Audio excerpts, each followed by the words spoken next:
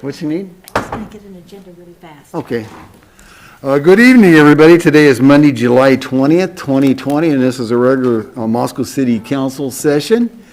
We're glad to have everybody here, and everybody's en masse. That's awesome. And with that, Art? Yeah, would you all rise and join me in the Pledge of Allegiance? I pledge allegiance to the flag of the United States of America and to the republic for which it stands, one nation, under God, indivisible, with liberty and justice for all. Thank you, Art. With that, the first thing on the agenda is the consent agenda. I would like to move to approve the consent agenda as presented. Second. Okay, Gina. Maureen had her hand up. She's going to get plenty of time tonight. So we got a motion by Art and a second by Gina to approve the consent agenda as is. I'll start the roll with Brandy. She's our lone counselor away. Aye. Okay, Maureen. Aye. Sandra. Aye. Gina. Aye. Art. Aye. And Ann. Aye. Okay.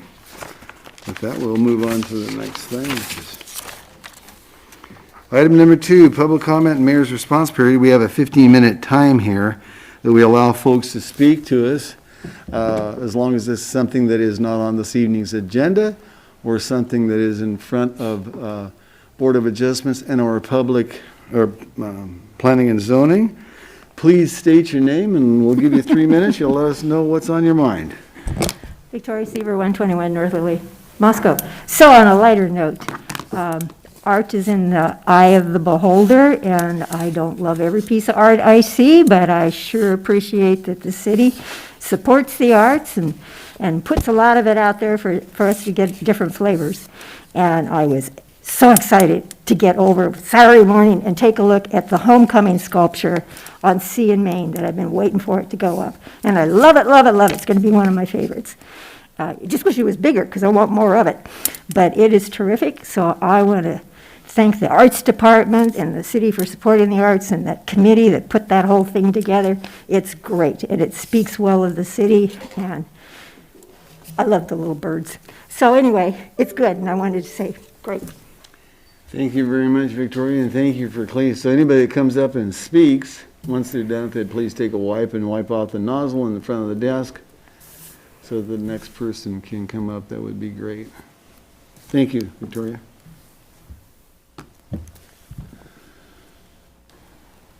Anybody else want to come up? Okay, seeing none, we will move on to item number 3, which is the third quarter financial report, April 1st, 2020 through June 30th, 2020. With us this evening is Sarah Banks. Hi, Sarah. Hi, how is everyone? Good. Good. So looking at the third quarter financials, as we go down, usually around this time of year, we're about 75%.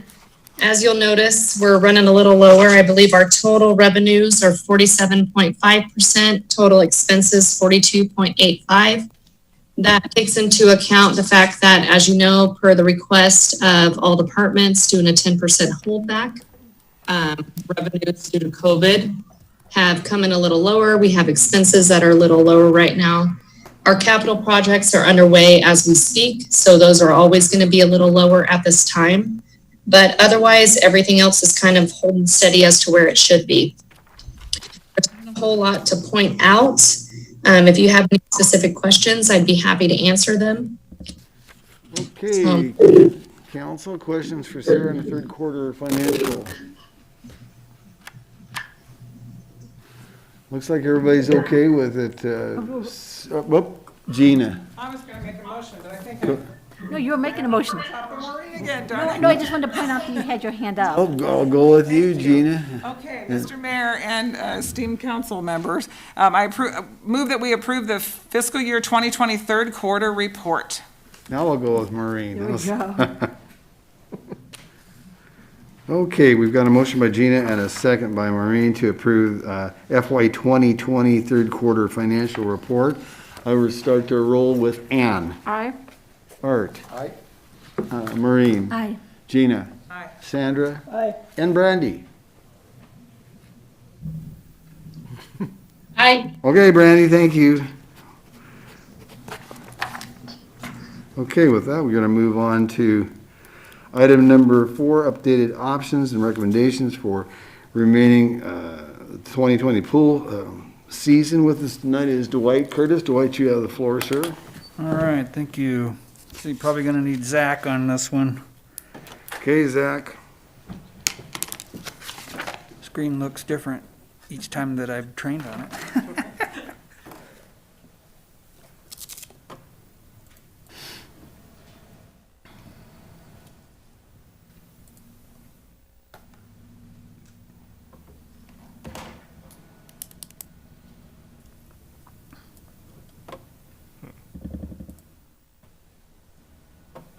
Voila. It's also different each time I've trained. Well, thank you.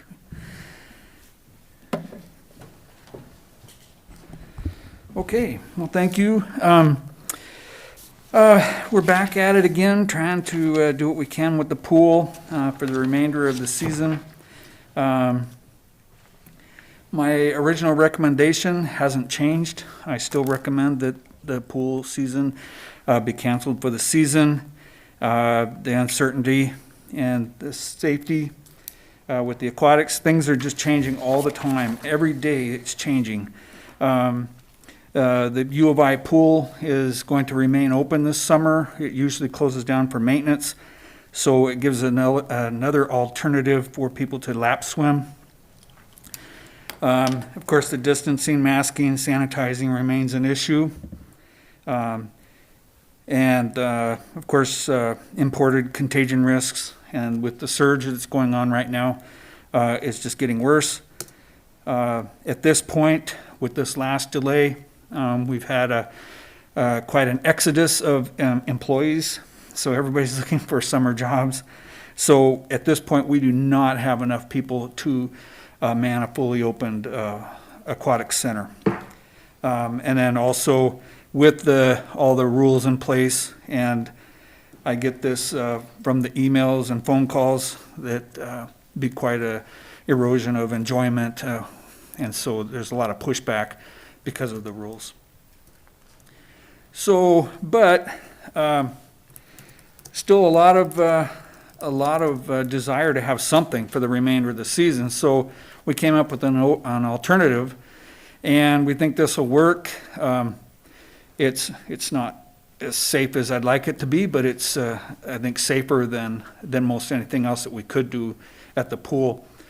We were looking at possibly opening just the lap pool. Got a picture of it here covered, but we could put 6 lanes on that, and this would be just for lap swimming. And we would start this coming Wednesday and end 4th, which is just 4th of September, just right before Labor Day weekend.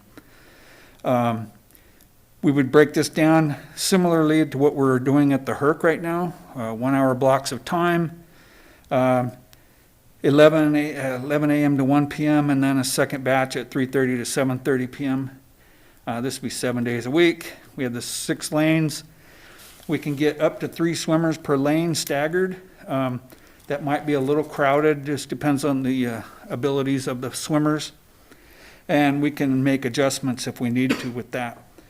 We came up with a $3 drop-in fee we thought was fair. It won't cover all the costs, of course, but it'll help. And of course, what we had planned before would still be maintained, and that would be the cleaning of all the touch surfaces on an ongoing basis throughout the open period. We would close the 2 locker rooms, but the 2 family changing rooms would remain open. Concessions would be closed, and instead of having an extra person that would cover the safety issues, the pool manager that's on duty at the time would take care of that. Distancing be enforced outside of the water as much as possible with 18 swimmers maximum. I mean, that really shouldn't be a problem. And masking when people are not in the water. And it's pretty basic, but I think that will work. Fiscally, this leaves us 47 days. And we would have 2 lifeguards, 2 ticket booth / cleaning people and 1 pool manager on at any given time. This is rough, but it's about 21,000 in seasonal salaries. And like I said before, only the deep pool would be used. We would go ahead and drain and winterize the other activity pool. Just a little bit of miscellaneous. The schedule that I just gave you, we would look at that as that's what we're going to start with. That can be adjusted. And of course, that could also mean so would that salary base. But if there's more demand earlier in the day, we could open it more. If there's less demand, we can do cut back as well. I've heard more people talking about the evening swims than the noon. In the morning, we still have the Masters swim team that would still use the facility. I think it's twice a week in the mornings. They could go either way with the U of I pool being open, but they said if we are open, they would go ahead and use it. So that's a little bit of income, not a lot, but a little bit. And then another thing to consider is the fairness element. This has come up through several phone calls over the last month, maybe 2 months. And that is people are paying taxes, and why should some people get to use it and others not? And then you have just the opposite side of that, and it's why are we paying this if we can't use it at all? And then not everything is going to be necessarily fair during this pandemic. It's just a weird, odd thing that we've got going on. So we're just trying to take advantage of it the best that we can. These are now a week old, but nationwide, 42% of the outdoor facilities, aquatic facilities, remain closed, and 52% of splash pads also remain closed. That's just fun facts. We get this survey every week, and it's been really helpful. And then in the end here, your actions, the proposal would be to accept staff's recommendation to close the facility for the remaining season, or the alternative, accept staff's recommendation to open the deep pool for fitness swimming, and using the general guidelines addressed in the memo that was in your packet from me, or if you have something else you'd rather us do, I'm open to that too. So I'm open to any questions you might have. Maureen. Okay, I have a whole pile of them, but I'm only doing one at a time to give everybody a chance to talk. I'm most concerned about staffing. If you open up on Wednesday, will we have enough guards to go in there? And, well, I know, but you said there's a problem with staffing because a lot of people have gotten there. To open the full facility. Okay. Oh, that's what your problem is. Yeah, there you need 15, 20 guards. This, we only need 2, and And she you can has meet them that. already. And you can meet the staffing Yes. needs of 2 Yes, guards? we're Okay. good. That was and I guess the other question is, if you talk to somebody from the university, and I guess my question is, we've never really, at this time in July and August, had to compete kind of with the university in terms of the pool being open, and do we think we'll get enough people, master swimmers in the morning, but do you think we'll get enough people in there to keep it open? Well, I look at it differently, that there is no number other than nobody showing up at all that we're going with. I have no idea how many people are going to show up. I have no idea. We have people just today saying that they plan to be there, and but you know, until we open up, I just don't have any answers to give you. Okay. Okay, Sandra. Dwight, thanks for that. I know that that's no easy process going through all of it. How do you plan to limit the numbers of people that come into the pool waiting to lap swim if we can only have 18 at a time in the pool? We have a gate, and we have a gatekeeper. So do they wait outside? Do they wait inside? Have to wait outside. Yeah, Great. no hanging around. If we do have somebody that, for example, that might have a parent that accompanies them and they're not planning to swim, we'll be able to put a chair out there. We have chairs everywhere out there that they can be there, and we can keep that sterilized as best that we can, or sanitized. So, but otherwise, the 18 people, and I don't know, I've heard people say that we'll have more people than we can handle. I'm thinking not. I don't think we'll have that many at one time.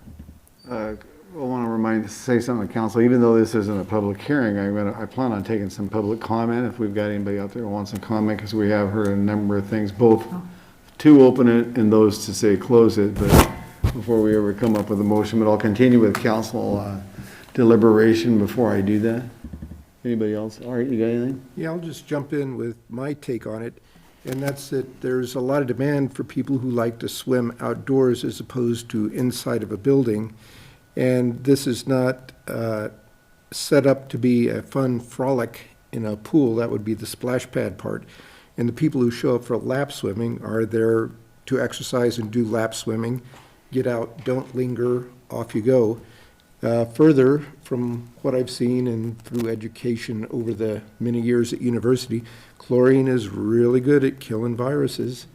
And when you hop out of that pool, you've not only got the water that's chlorinated, but a boundary layer of air that's got chlorine in it as well above.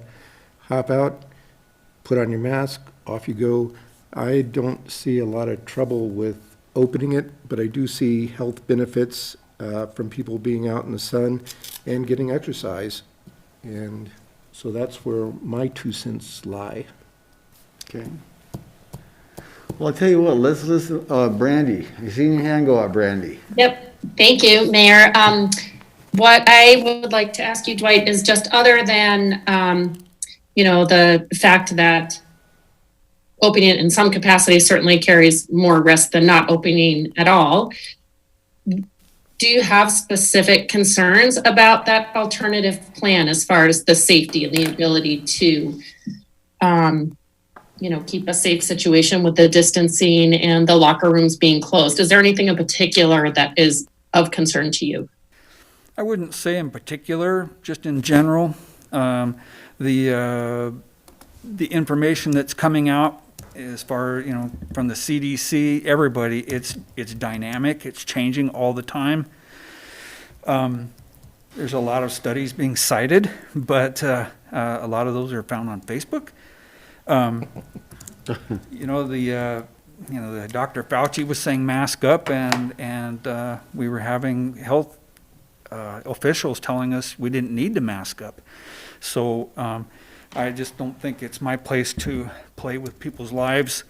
It's a dangerous thing, the water, just in its own right, and we have that taken care of.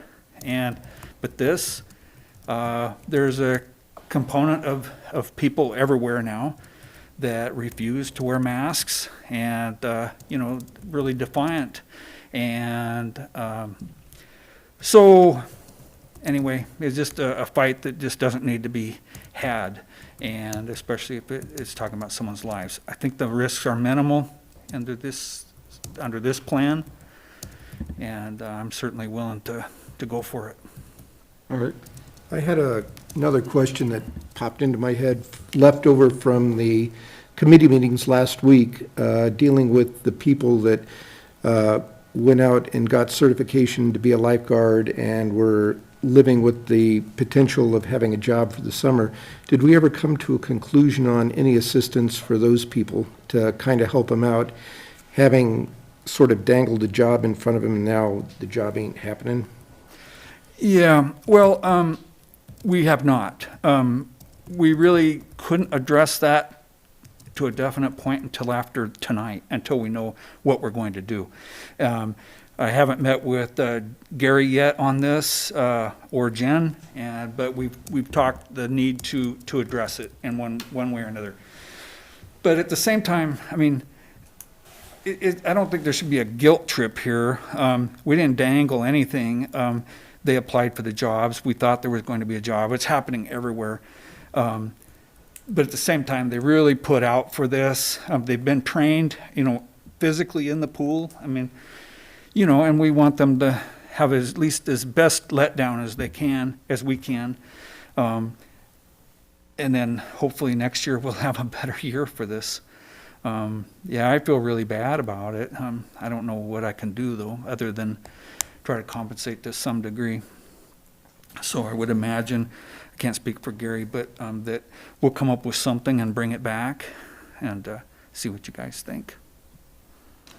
Brandy? Thank you. Just a couple more thoughts or questions that I have. One is, will you be having the chairs out there? Like say when someone does their lap swim, I think the idea or the hope is that then they just gather their things and they leave. So have you thought about the setup that would encourage that or discourage hanging around? Well, we'll need to have some chairs there. Just some people, they need to sit down to put their shoes on and things like that. But as far as hanging around, we won't allow that. Okay. We'll have the rules out there. We'll talk to them. Like Art said, these lap swimmers are typically, they're there for business. They get in and they get out. And so I don't expect that to be a problem. And at the same time, we have our cleaning crew that'll be watching. Anybody sits on a chair, it'll be sanitized before somebody else would use it. Okay. And then one last question specifically for you, Dwight, before, when you think about, relative to some of the other things, like right now we have the parks and the playgrounds open. Where do you think this proposal falls in there?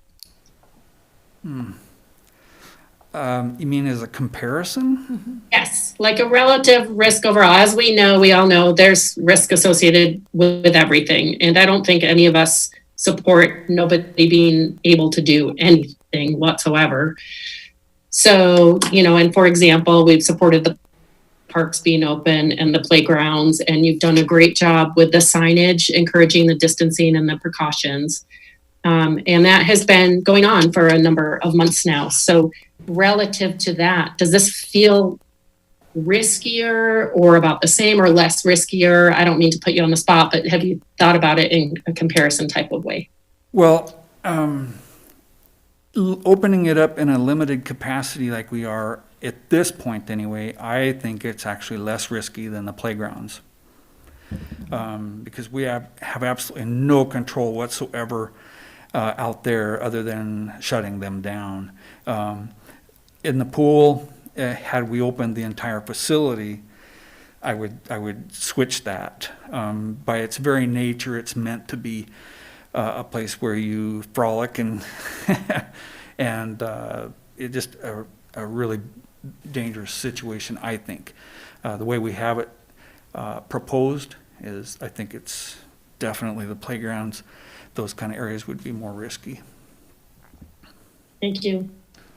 Okay. Just one more. I just wanted to say thank you for all the work that you've done on this and continue to do, because it's an evolving issue.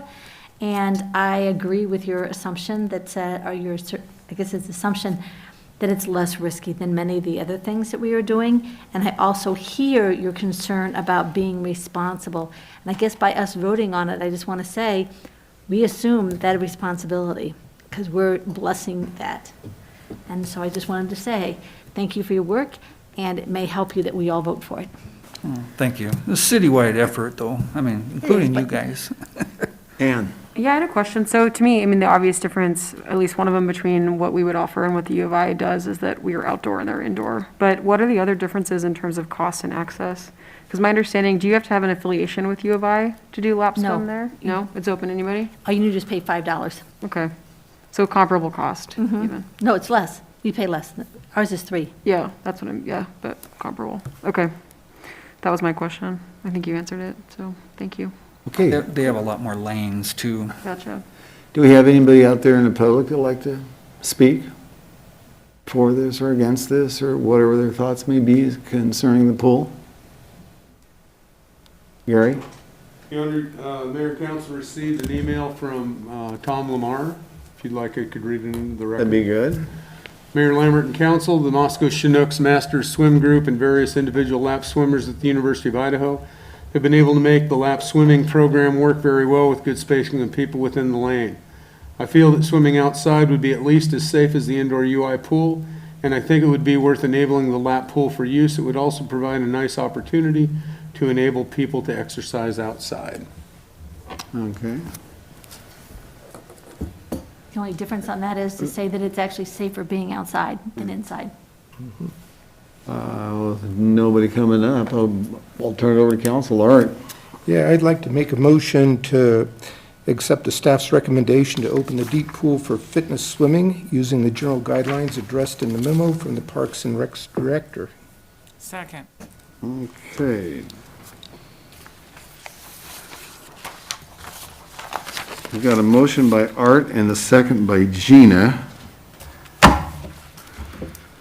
to accept the staff's recommendation to open the deep pool for fitness, lap swimming, using the general guidelines addressed in the memo from the Parks and Rec Director. And with that being said, I'll start to roll with Brandy, Aye. Maureen, Aye. Art, Aye. Ann, Aye. Gina, Aye. and Sandra. Nay. Okay, 1 nay, 5 yeas and 1 nay, the nay being Sandra. With that, you've got a lap pool that you'll have to deal with. Thank you very much. Okay, Appreciate you're it. very welcome. Thank you, Dwight. That kind of takes us to the end. However, one of the fun things that we haven't done for months and months and months is council reports. And so I'm going to start with Ann. You got anything for us tonight, I Ann? do have some stuff to report. I'm very excited to both to share and to be here with you all this evening. So on July 7th, the Moscow Farmers Market Commission met, and the manager, Amanda, gave us an update that she estimated there were about 1,000 members at the market that preceded that meeting, so granted, that was a couple weeks ago. But also shared that about less than 50 people were not wearing masks, and that was a big improvement, and saw that as a good sign that some of the actions we're taking are working. One vendor did chime in to say that they were experiencing about 10% of sales that they would in a usual year, so pretty significant decrease, but. How much? 10%, yeah. And that was just from one vendor's perspective, but they did share that with us. And then lastly, that, they were talking about bringing craft and prepared vendors back before students arrive for the possibility of creating a bit of a diversity among vendors, as well as trying to model positive behavior before we see an influx. So that's something the commission is discussing. On July 14th, the Arts Commission met and shared just what you all hopefully have seen in town, some of the new vinyl wrapped boxes that have been installed, as well as the Sea and Main sculpture that was mentioned earlier in the meeting. And then the status of the 1% fund for arts, which I believe they said was currently at about 25,000, and by the end of the year, I think we'll be at about 36. And then lastly, this is not a city commission meeting, but I did attend North Idaho Women's Business Center Information and Planning Session that was hosted by a couple of different people. There were about 25 other participants, and it's a partnership with the Idaho Small Business Association and the U of I, as well as some other entities.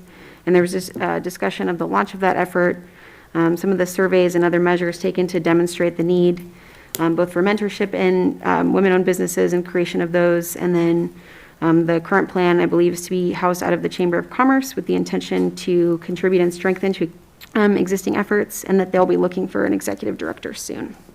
And those are all of my reports. Okay, thank you, Ann. Art, do you have anything tonight? Yeah, I got a couple things that have been going on, miraculously perhaps. The Moscow Urban Renewal Agencies had a couple of meetings. The project at 6th and Jackson is proceeding, and we hope to have that fully taken care of sometime by the end of the year in time to assist in actual construction starting in spring of next year. And otherwise, it was mostly the lugubrious work of putting together a budget and various other projects. Let's see, the Citizens Rate Commission for the stormwater utility met a couple of times, and we all got copies of the results of that. And so that was postponed for a year in the interests of not providing any more financial burdens on people this year. So we know where we're headed with that, and the citizens group there is pretty well wrapped up. Smart Transit is still aiming to establish a third route on the south side of town. That's looking very good. The fixed route schedule is back up and working. Dial-A-Ride is working.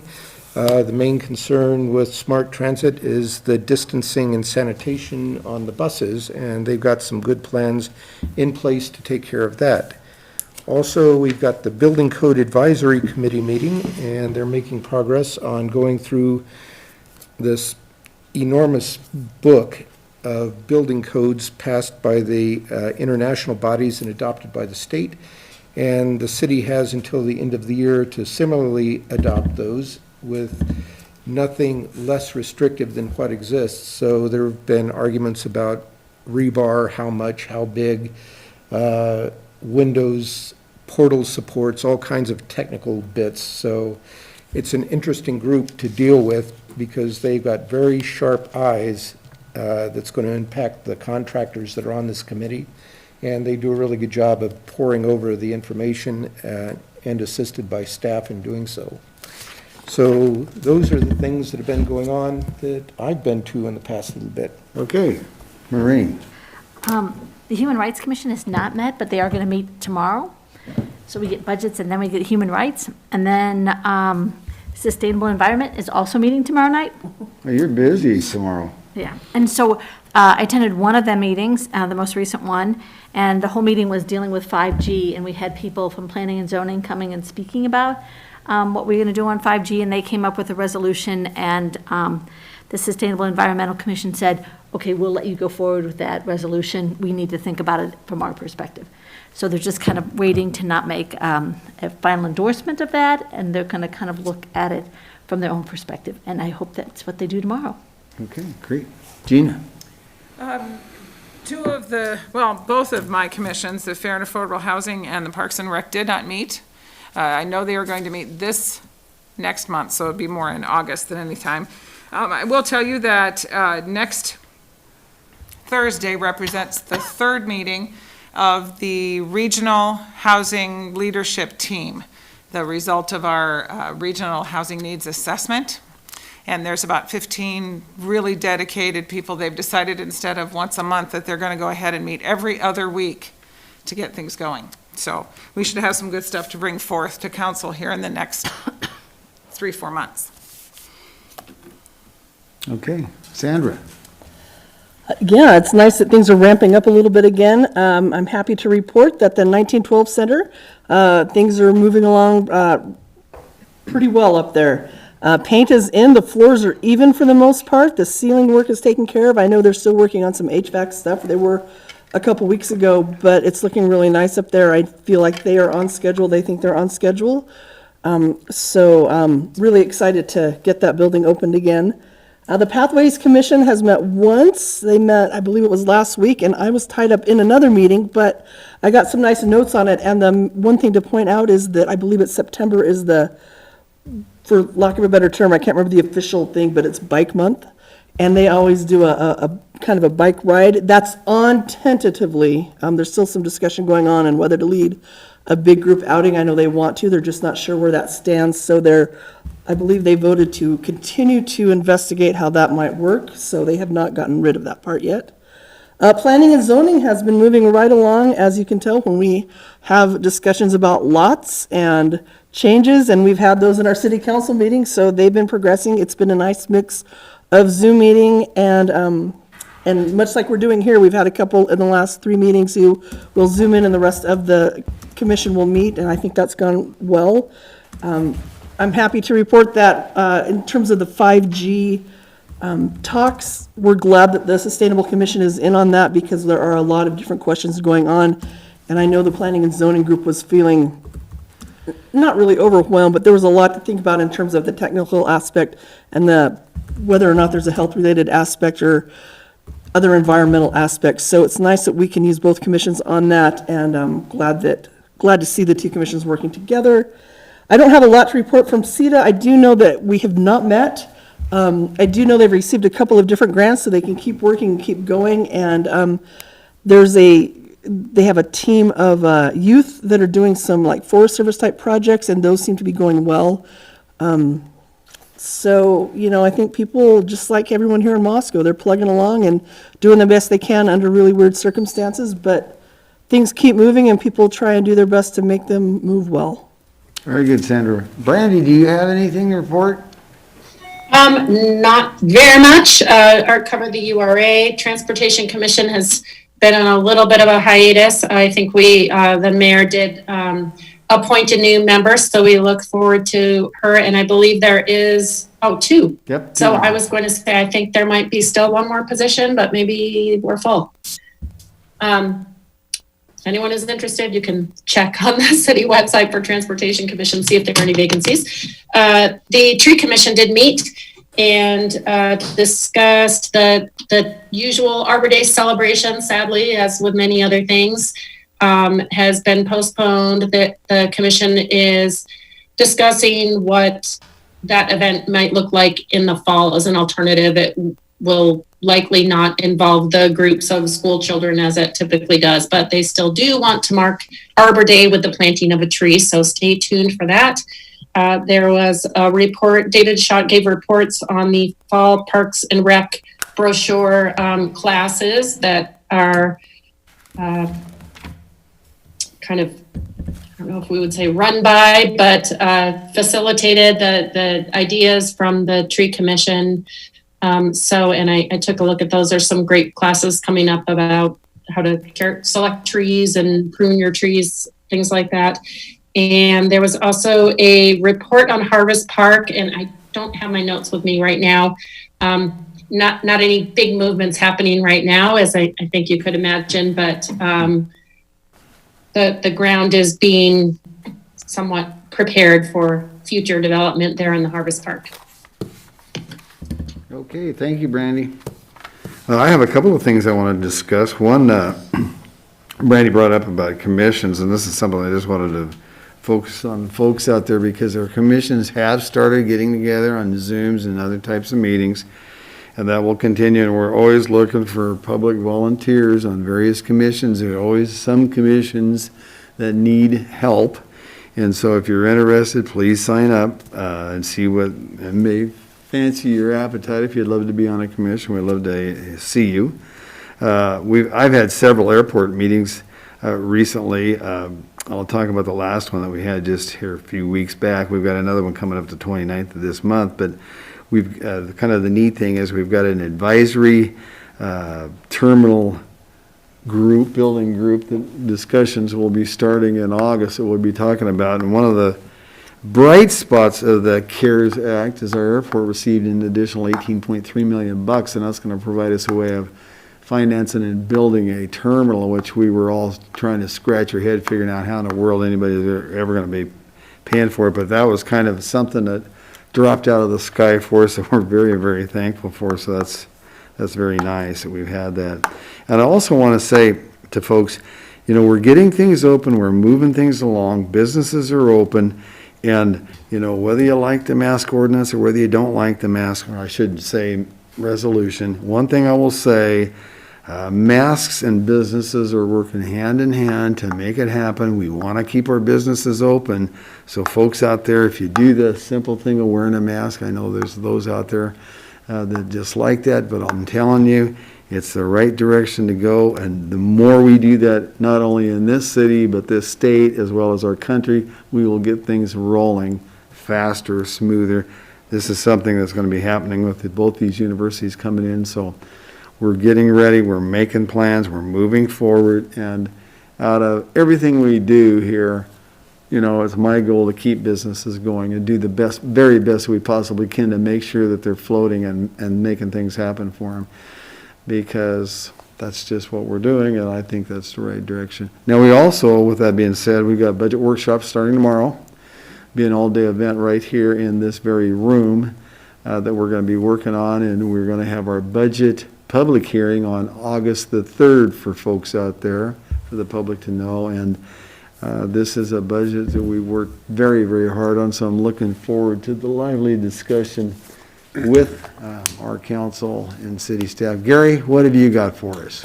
Not a heck of a lot other than that. We did, as council directed, we sent a letter of intent to the Division of Financial Management and submitted a maximum of $3.8 million of excuse me, public safety salaries. So we're working on that, waiting to hear back. We should know on the 24th what the numbers actually will be. That's all I have. Okay. Well, if that ends everything, I would be entertaining a motion to adjourn this meeting for someone. Maureen, Arthur second, all in favor? Aye. Aye, opposed? Okay, thank you. We will close it at 7:39, ladies and gentlemen. Thank you very much.